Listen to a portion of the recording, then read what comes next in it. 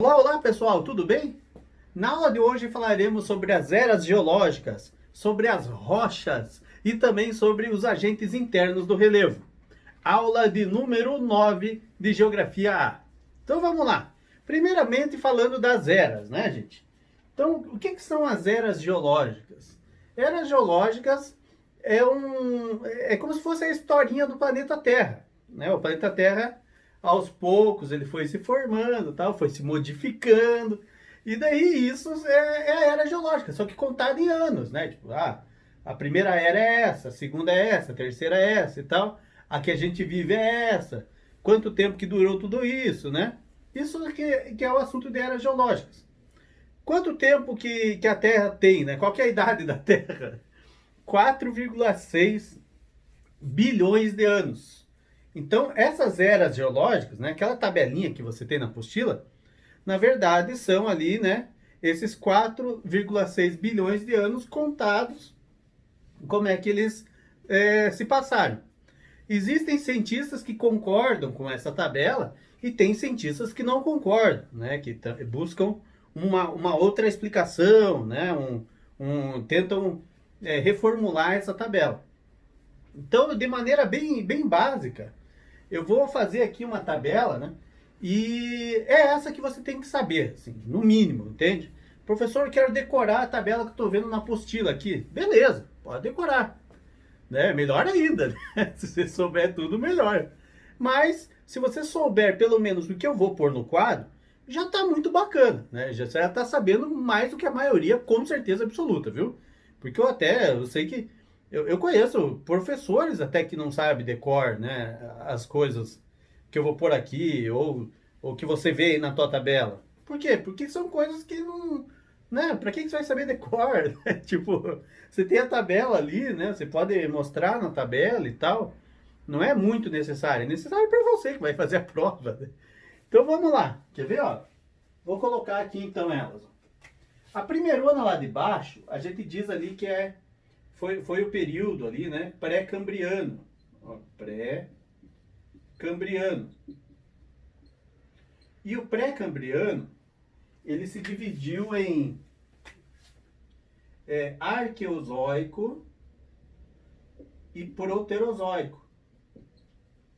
Arqueozoico e proterozoico. Antes do pré-cambriano, ainda tem o adeano, né? Que lembra Hades. Hades quer dizer inferno. Então você levou, é lá no fundo mesmo, né? Então é isso mesmo. É o lado fundo. Para cima do pré-cambriano, aí a gente tem, ó, o paleozoico, o mesozoico. Aqui é S, né? Ali é um S, gente. Mesozoico e o cenozoico. Então, essas são as eras. Né? Então, como é que eu decorei? Né? Adeano, nunca vi cair, sinceramente. Mas se cair, você sabe. Hades. Hades é inferno. Então é o primeiro lá, né? Lá embaixo é o Hades. Pronto, adeano. Aí, arqueozoico, gente. Você também sabe, arqueozoico é coisa muito antiga. Então foi um dos primeiros. O arqueólogo não mexe com coisa antiga? Então arqueozoico é o antigão. E aí eu decorei assim, ó. Propamecê, para não esquecer. Propamecê, para não esquecer. Propamecê, para não esquecer. E nunca mais esqueci. Então funcionou comigo, pode funcionar com você também, tá? Então propamecê. Agora, o que de bom aconteceu em cada um? Então lembre-se assim, ó, pelo menos isso. No período pré-cambriano, você lembra da Serra do Mar.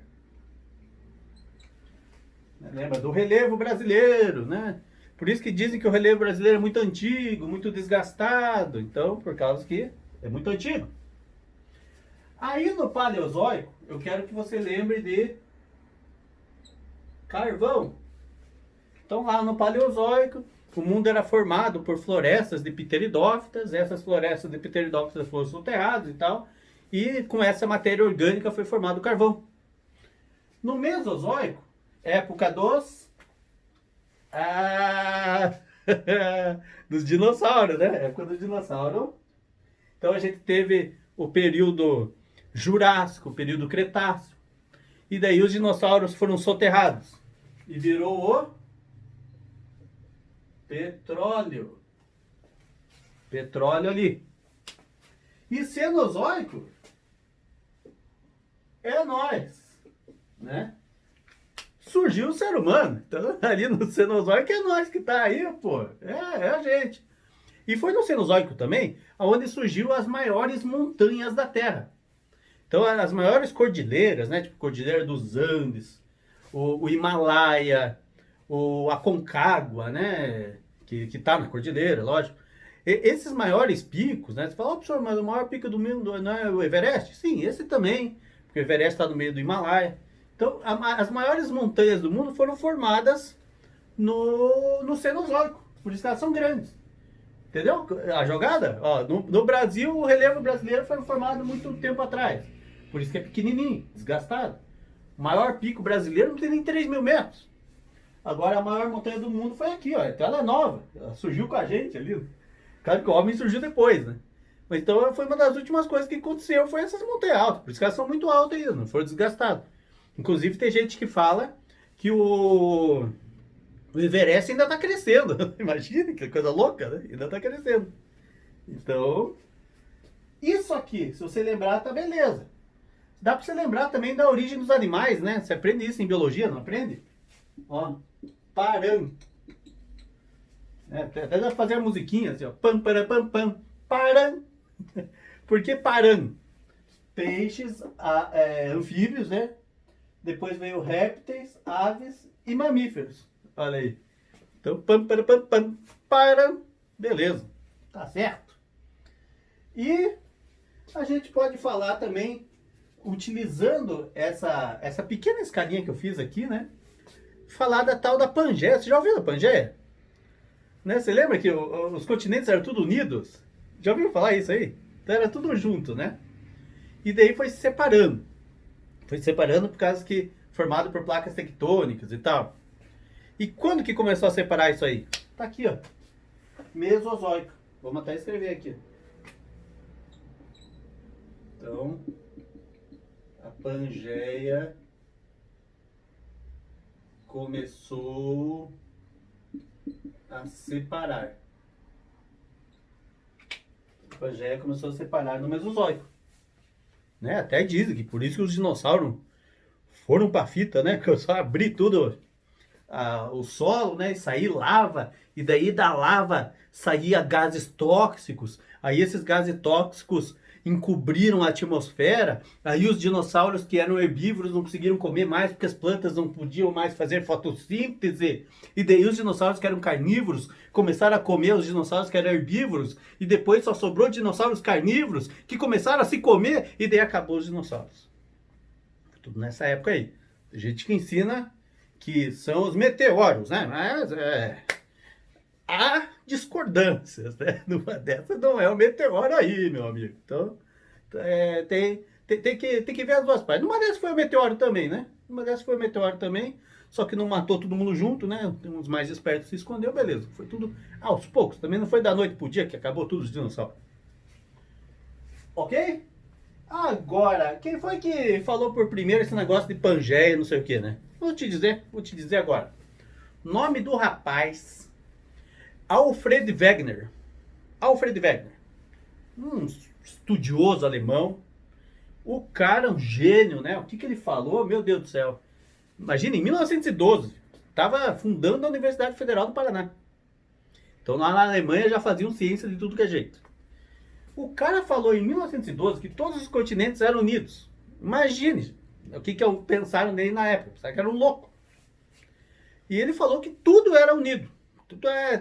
Eu vejo aqui que a forma do Brasil aqui encaixa na África. Então era tudo unido. Todo mundo falou, você tá doidão, Alfredão. Tá doidão, meu irmão. Tá louco? Vai ser. Prova isso aí pra nós, então. E lá foi o Alfredão. Foi catando um monte de fósseis dos dois lados. Do lado do Brasil e do lado da África. E daí comparou os fósseis. E aí disse, olha aí, ó, a cabeça tá aqui, o corpo tá lá, ó. Aí alguém falou, mas não foi um ser humano que pegou essa cabeça e levou para outro lado? Fizeram a datação do fóssil e viram que o fóssil era de antes de haver seres humanos. Então, né, então, se constatou aquilo que o Alfredão disse, mas era muito louco na época ainda, né? Ninguém sabia como é que se separou. Só viu que se separou mesmo, né? E o Alfredão deu até nome para as coisas, né? Deu o nome de Pangeia, para tudo unido. Pan quer dizer todo, Geia quer dizer terra, toda a terra unida. Laurásia, ele chamou a parte de cima, que é América do Norte, Ásia, Europa. E a parte de baixo, que é América do Sul, África, ele chamou de Gondwana. Então lembre, né? África, Gondwana, não parece? Tipo atabaque, tal, o nome, Gondwana, África. E Laurásia, a parte de cima, né? A gente sempre lembra que quando a Terra era meio que dividida, né? Hemisfério norte, hemisfério dos ricos, hemisfério sul, hemisfério dos pobres. Então, a parte do hemisfério norte, você pode pensar Laura, né? Laura é nome de rico, com certeza. Nos postinhos de saúde eu nunca vejo Laura aparecer no letreiro lá, que foi chamado, que está na vez da Laura. Laura é nome de rico. Então você pensa que Laurásia é no hemisfério norte e Cotubana, hemisfério sul. Ok? O que mais que nós temos? Então, é o nome da teoria dele, né? Teoria do Alfredão é deriva continental. Ele falou que os continentes estavam à deriva.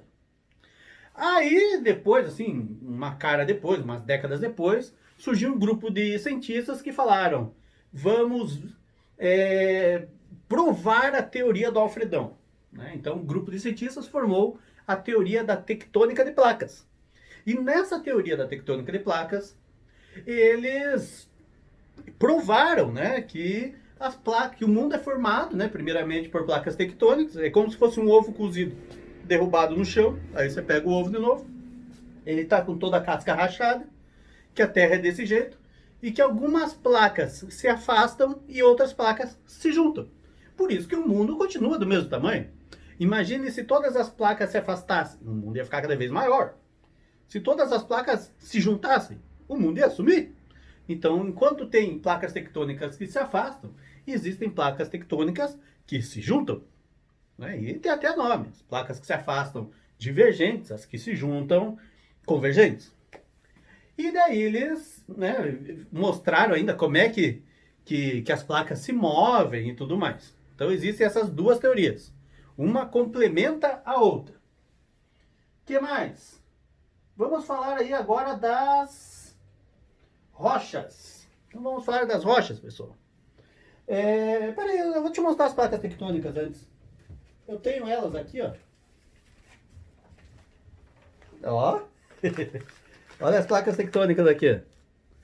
Então o mundo é assim, velho. Ó, parece tipo um quebra-cabeça, né? Então eu vou tirar do plástico aqui, que daí fica melhor pra você ver. Ó, ficou melhor, né? O mundo é tipo um quebra-cabeça. E daí essas placas, tem umas que se afastam e umas que se chocam. Tipo aqui a do Brasil e a da África, ela se afasta. Diz que se afasta em torno de acho que, não sei se é 3 ou 6 centímetros por ano. Ela vai se afastando. Né? Então o Brasil já foi colado na África, a parte verde aqui, né? Mas e essa parte aqui que tem água em cima? De onde que surgiu? Porque quando se afasta a placa, sai lava de dentro. Daí a lava de dentro vai solidificando e vai formando esse piso aqui. Louco, né? Então essas são as placas tectônicas que tem no mundo. Por que o Brasil não tem terremoto direito? Ó a explicação. Ele tá mais ou menos, o Brasil aqui tá bem nesse número 4 aqui, né? Tá no meio de uma placa. Então a placa se move e não dá nada com o Brasil. Beleza. Agora o que tem mais para falar? Das rochas. Então o que são as rochas, gente? Deixa eu ver aqui que eu pus no meu papelzinho aqui para falar para vocês. O que é a rocha? A rocha é um agregado de minerais. Então, que nem quando você faz um bolo, né? Tem bolo de chocolate, bolo de cenoura. O que muda de um bolo para o outro? O sabor. Por que mudou o sabor? Por causa que mudou os ingredientes, né? Então, uma rocha é a mesma coisa. A rocha muda de tipo de rocha por causa dos ingredientes que foram nela, os minerais que compõem ela. Então, uma rocha tal é de um jeito porque os minerais são de um jeito, entendeu? Então, rocha é um agregado de minerais. Coisa que você tem que saber também é a diferença entre mineral e minério. Então, mineral, gente, mineral é É o que você acha é do que é feito as rochas, entendeu? Na rocha você acha quartzito, você acha vários tipos de minerais nela. Agora, minério é quando o mineral tem valor, valor comercial, tipo ouro, bauxita, cassiterita. Aí esse minério, ele não compõe uma rocha. Esse minério, ele pode ser extraído e vendido, entendeu? Então, minério é um mineral que pode ser vendido separadamente. Entendi? Onde tem bastante minério, a gente chama de jazida, de mina, né? Onde tem bastante minério. E qual que é a diferença entre rocha e pedra, né? Nenhuma. É que pedra a gente fala aí, né? No popular, aí, você fala com teus. Alguém vai. Gente, né? Algum amigo teu fala, ó, oh, tropecei naquela rocha ali. Nossa, o cara nem tem amigos, mas ninguém vai querer sair com um chatão desse, né? Falar rocha. Então é pedra mesmo, né? Então, a pedra é a mesma coisa que rocha, só que rocha quem fala é um chatão e pedra quem fala é todo mundo. Pronto. Né? Imagina, nossa, levei uma rochada aqui. Que é isso? E tem classificação. Classificação das rochas. Então vamos lá. Vou te dizer aí 3 tipos de rochas, né? Primeira rocha que eu vou te dizer. Quer ver? Rocha magmática ou ígnea. Magmática ou ígnea, você já se liga assim que, opa, peraí, magmática ou ígnea veio do magma. Magma, a gente não estudou aqui ainda, mas você sabe que magma é no interior da Terra, lá mais pro interior, né? Então magma é o que sai do vulcão, né? Só que a gente chama de lava quando sai. Então existem rochas que vêm do magma. Tem rochas que vêm de dentro da Terra. Quando tem a erupção vulcânica, sai a rocha junto. Essa é uma rocha magmática ou ígnea. E às vezes quando sai a lava e endurece, vira uma rocha magmática também ou ígnea. Porque essa é uma rocha que veio a partir da lava, né? Da solidificação do magma. Beleza? Por isso existem 2 tipos de rocha magmática. Então, existe a rocha magmática extrusiva e intrusiva. Olha o nome. Externo. Dentro. Então, uma rocha magmática intrusiva, ela pode ser chamada também de plutônica ou de infusiva, parecido com intrusiva, né? Infusiva.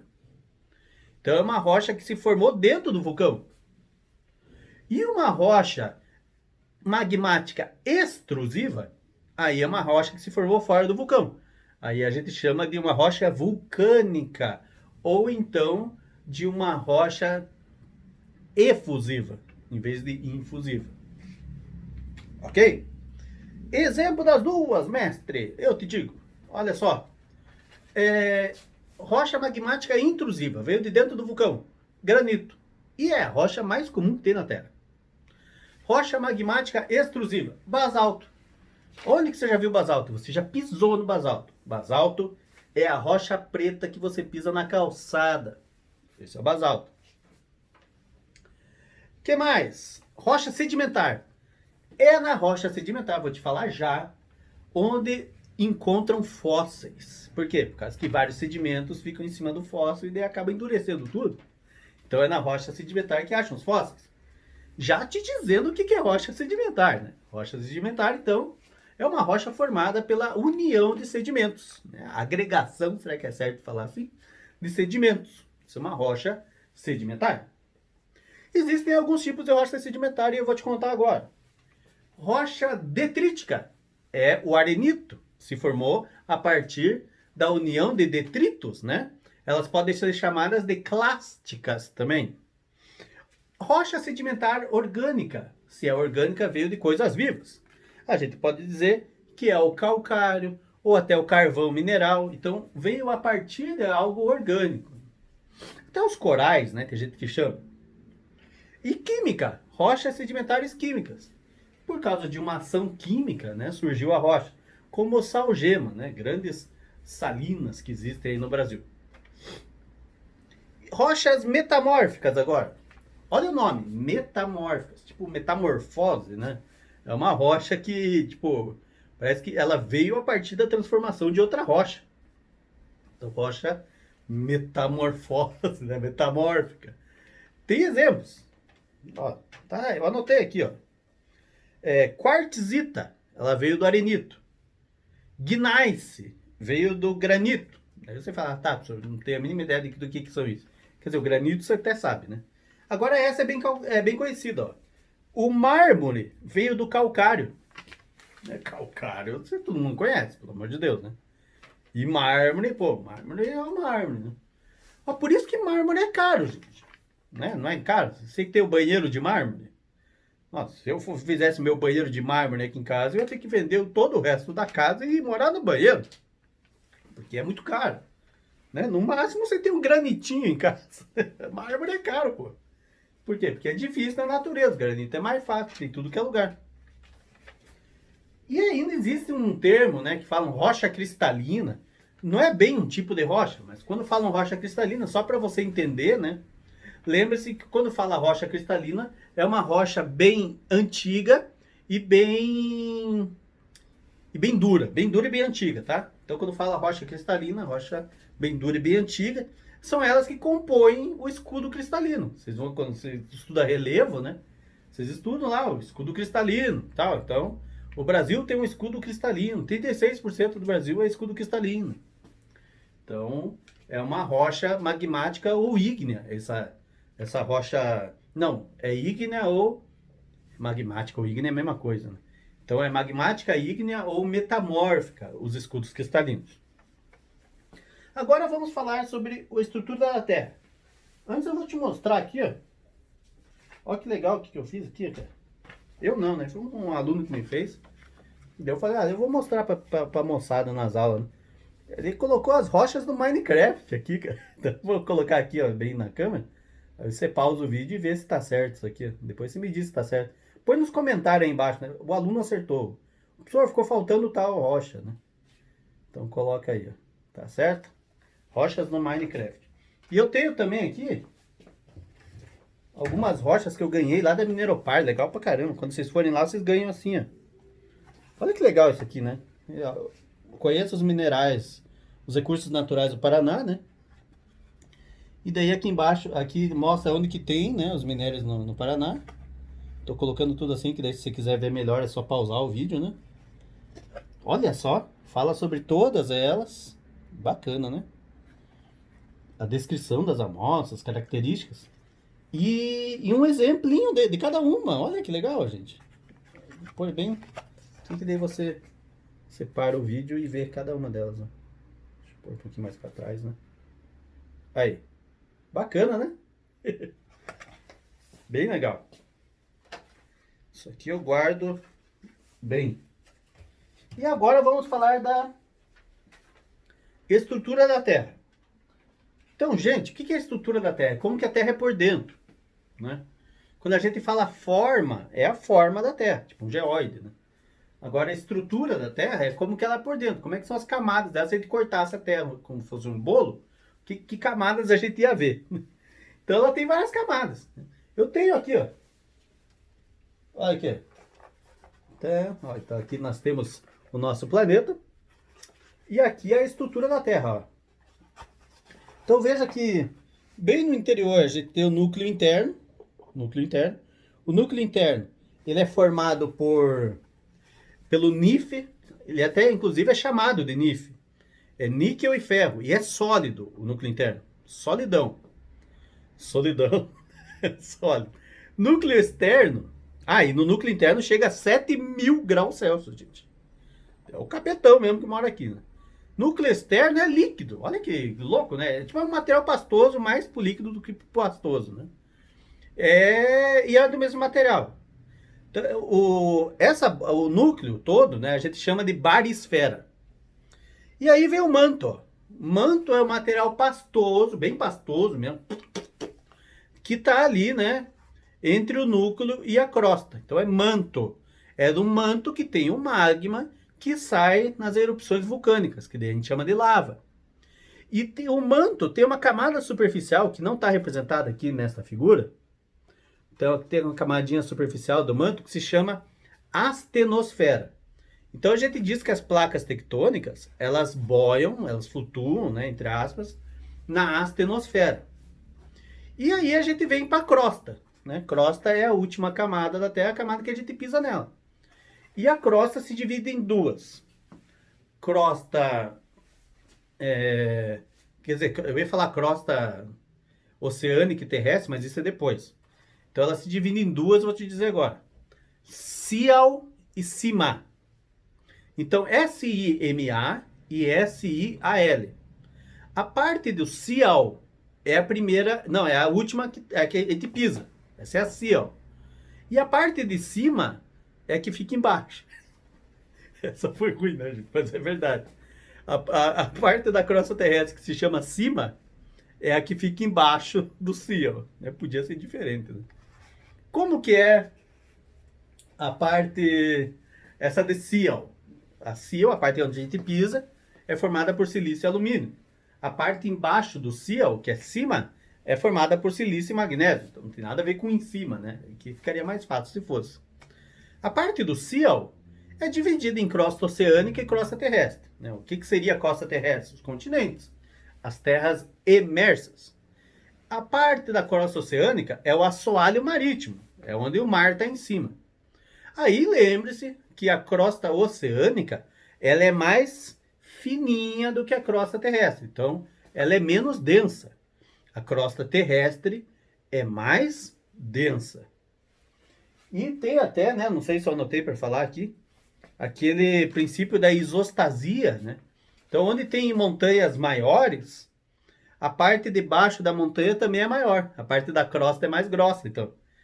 Tipo, para ela boiar, entende? Para a montanha boiar no magma, ela tem que ter uma parte gigante em cima e ter uma parte gigante para dentro do magma também.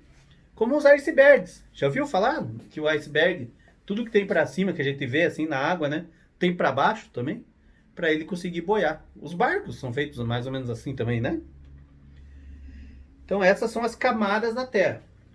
Entre algumas camadas tem as descontinuidades. Olha que palavra difícil essa aí. Né? Descontinuidades. Então entre o núcleo e o manto, né? Não tem a descontinuidade de... Ah, agora me fugiu o nome. Me fugiu o nome. E eu sei que tem a de cima, né? Que fica lá no finalzinho do manto ali com a crosta, né? Que é descontinuidade de morro, né? Mas esses nomes assim não são tão importantes para você saber, né? O nome da descontinuidade. É mais você saber que elas existem. Né? É como se fossem zonas de transição, né? Como se fosse o ecótono, quando a gente fala de ecologia. E ainda eu preciso falar para vocês das correntes de convecção, né? O que são as correntes de convecção? É como as placas tectônicas se movem na Terra. Então, aqui no manto, gente, então, no manto da Terra, tem um material pastoso, né? E você sabe que quanto mais a gente vai afundando, mais quente vai ficando, né? Então, aqui a gente pode ficar em cima, né? Lá. E quando a gente vai afundando, o núcleo tem 7.000 graus centígrados, né? Então, muito quente. Então, à medida que a gente vai afundando, mais quente vai ficando, né? Até, inclusive, se você pesquisar na internet aí, tem... a cada metro esquenta quanto, sabe? Tem lá, tem uma medição que já foi feita. Então, você vai fazendo assim, tal. Então, gente, essas placas tectônicas que ficam em cima do manto, elas se movem porque aqui no manto tem correntes de convecção. Então, quando esse material aqui ele entra em contato com o núcleo, ele esquenta. E daí ele sobe.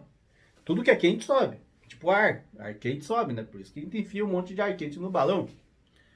E tudo que é frio desce. Então, quando esfria, desce. Né? Então, beleza. Olha só. Então, o manto, quando ele esquenta, ele sobe. Encosta na crosta, ele desce. Encosta no manto, ele sobe. Encosta na crosta, ele desce. Encosta no manto, ele sobe. E vai fazendo correntes. À medida que vai fazendo essas correntes de convecção, as placas que estão em cima vão se movendo. Né? Você imagine algo circular. Vou pegar minha garrafinha aqui, ó. E algo reto em cima. À medida que vai mexendo a garrafa, o que está em cima vai movendo, ó. Tá vendo? Então, assim funciona as correntes de convecção. ela vai se movendo, as placas começam a se mover por causa das correntes de convecção. Isso acontece na tua geladeira, sabia? Então na geladeira o que acontece lá?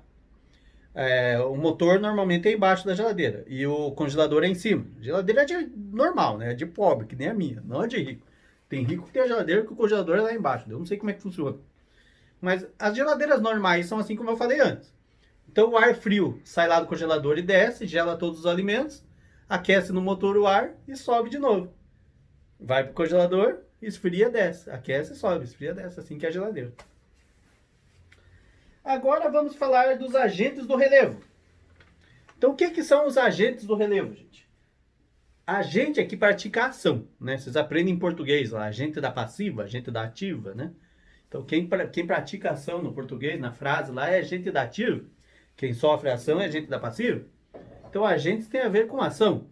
Agentes do relevo são a ação, né? São os agentes que modificam o relevo ou que simplesmente construíram o relevo no passado.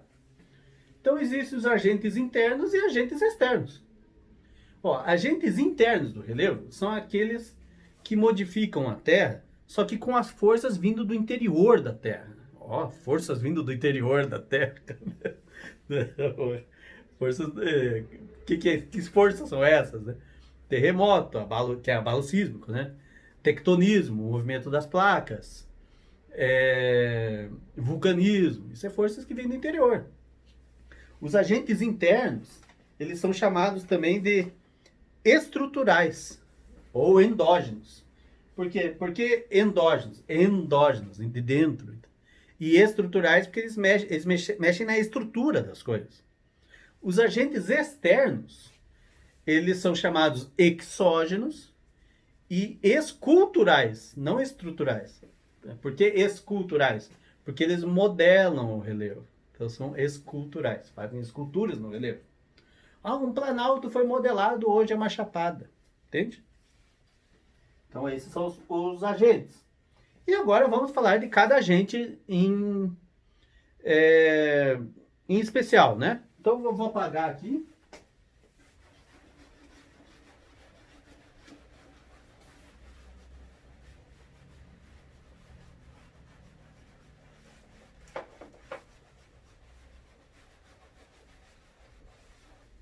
Aí. E vamos começar a falar sobre o vulcanismo.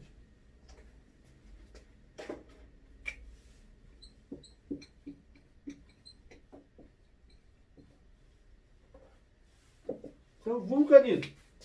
Como é que se dá o vulcanismo, gente? Então, digamos que tenham duas placas tectônicas aqui, ó. Placa e placa. Duas placas tectônicas e essas placas, elas são divergentes. Se elas são divergentes, né, significa que quando elas se afastarem, aqui embaixo nós temos o manto, e todo o material do manto ele vai escapar por aquela fenda.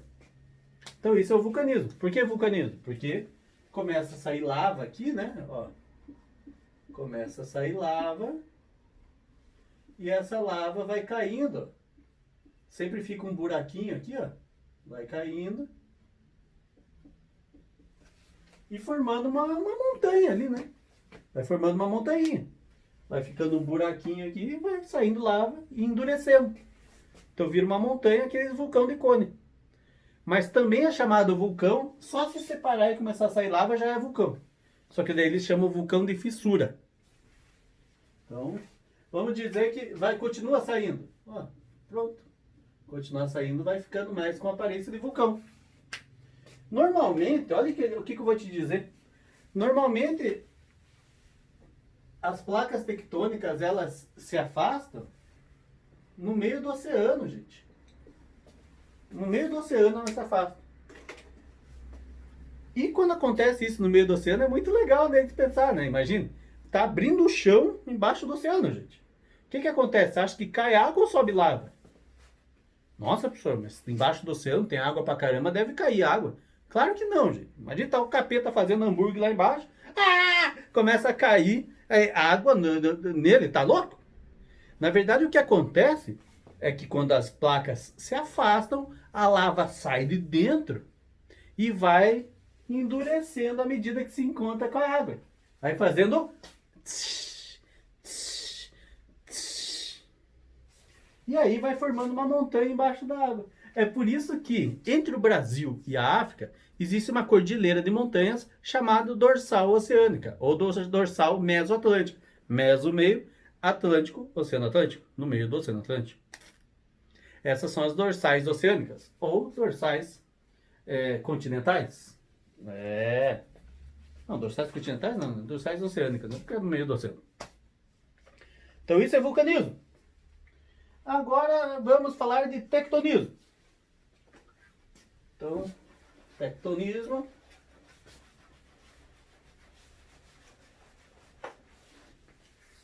O que é o tectonismo, né? Tectonismo, movimento das placas tectônicas. Aí nós já vimos, placas que se afastam, divergentes, que se chocam, convergentes. E tem placas que se deslizam de ladinho, que a gente chama de transformantes. Aí o que gera cada coisa, né? Placas que são convergentes, quando elas se chocam, o que acaba acontecendo com elas? Uma vai para baixo da outra, que daí a gente chama de subducção, e a outra acaba dobrando.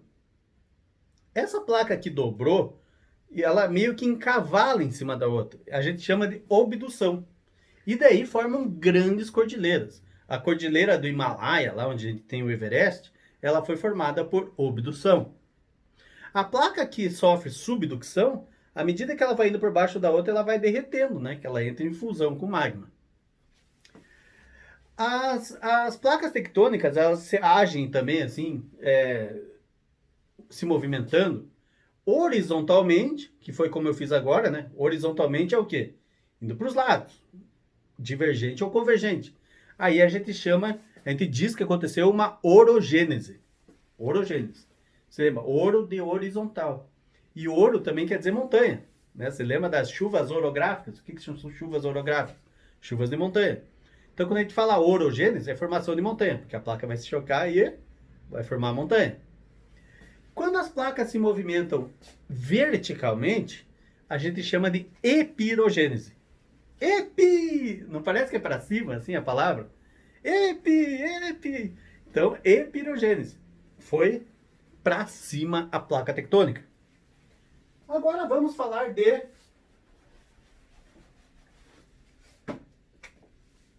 terremotos. Só que com o nome chique, que eu vou pôr abalos sísmicos.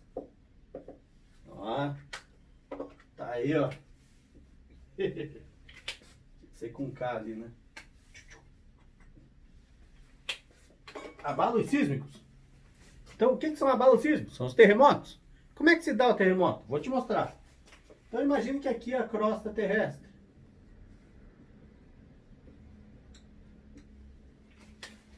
E daí, né? Aqui é o manto. Tá? E digamos que a pressão que o manto faz ali é muito forte na crosta e tal. E chega uma hora que ele causa uma pequena rachadura nessa crosta terrestre. Nessa rocha, racha aqui, assim. A partir dessa rachadura, gente, olha o que acontece. A crosta, as ondas sísmicas começam a percorrer a crosta. Né? Faz assim. Olha que louco. Percorreu a crosta um monte e saiu bem acima da onde começou. Olha que coisa. Começou aqui, né? Ó. E vai até lá, ó. Bem, exatamente onde saiu. É bem diferente isso, né? Não é estranho? Então, é bom ou ruim isso? É legal. Daí os japoneses, sei lá, inventaram uma maneira de saber identificar o foco do tremor. E se identifica o foco do tremor, sabendo que ele vai sair na superfície. E aí avisa todo mundo para sair correndo de lá, né? Ah, fuja, leve o que puder, não olhe para trás e tal. Aonde começa o tremor é chamado de hipocentro.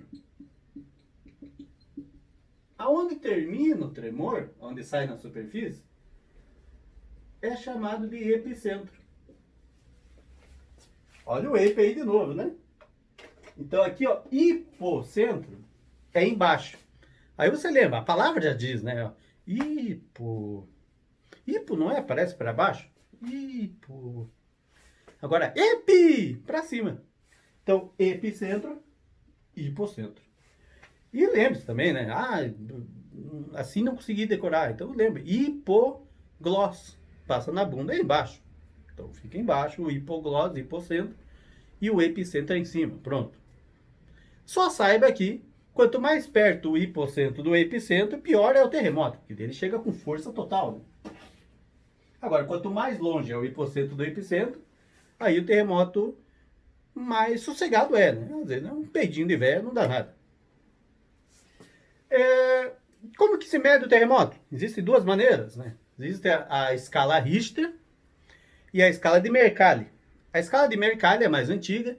Ele media os terremotos de acordo com o que acontecia nas casas, sei lá, né? Tipo, grau 5, caiu o abajur, coisas assim. Agora o Richter, não. O Richter organizou uma escala logarítmica. O cara era, tipo, nerdão mesmo, né? Então ele fez uma escala logarítmica. Tipo, o terremoto 5 é 10 vezes pior do que o 4. O 6 é 10 vezes pior que o 5. Vai de 10 em 10 o bagulho. E, gente, o pior terremoto que já deu no mundo, assim, era pra ir de 0 a 10 a escala, mas nunca chegou a 10. O pior que teve foi 9,6 no Chile, na cidade de Valdívia. É o mesmo nome do jogador. E terremotos acima de 8, de 7, né? De 6 já são terríveis. No Brasil tem terremoto? Tem, mas aqui é o popular peidinho de velho. Aqui não dá nada. É menor do que 4 na escala, né? Não modifica muita coisa, né? Ó, deu terremoto agora, ninguém sentiu nada, entendeu? Os terremotos aqui acontecem mais por acomodação do relevo. Ok? Será que era isso? Era isso que eu tinha para te falar hoje. Agradeço aos que ficaram aí até o final. Qualquer dúvida, me chame, faça uns exercícios e nos encontramos numa próxima aula. Um abraço e até mais!